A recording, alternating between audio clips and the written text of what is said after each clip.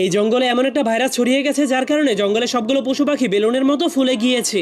এমনকি পানিতে বসবাস করা কুমিরও ফুলে যাওয়ার কারণে পানির উপরে ভাসতে শুরু করে দেয়। কিন্তু চিলের বাচ্চারাও এই ভাইরাসে আক্রান্ত হওয়ার কারণে যখনই তাদের মা তাদেরকে খাবার খাওয়ানোর জন্য বাসায় আসে তখনই সবগুলো বাচ্চা বাসা থেকে নিচে পড়ে যায়। কিন্তু এরপর সেই ভাইরাসটা ধীরে ধীরে জঙ্গল থেকে গ্রামেও পৌঁছে যায়। এই জন্য একজন লোক যখন ডিম নেওয়ার জন্য তার মুরগির ফার্মের মধ্যে ঢুকে যায় তখন সে তার একটা মুরগিকে খুঁজে না পাওয়ার কারণে অনেক টেনশনে পড়ে যায়। কিন্তু হঠাৎ করে সে উপরে তাকালেই দেখতে পায় তার মুরগিটা ফুলে যাওয়ার কারণে উড়তে শুরু করে দিয়েছে। এই জন্য লোকটা অনেক ভয় পেয়ে তার সবগুলো গরুকে এই ভাইরাস থেকে বাঁচিয়ে রাখার জন্য একটা ঘরের মধ্যে বন্দি করে দেয়। কিন্তু পরের দিন সকালে সে ওই ঘরের দরজাটাকে খুললেই তার সবগুলো গরু সেই ভাইরাসে আক্রান্ত হওয়ার কারণে এক এক করে আকাশে উঠতে শুরু করে দেয়। এমনকি তার কুকুরটাও আকাশে উঠছিল।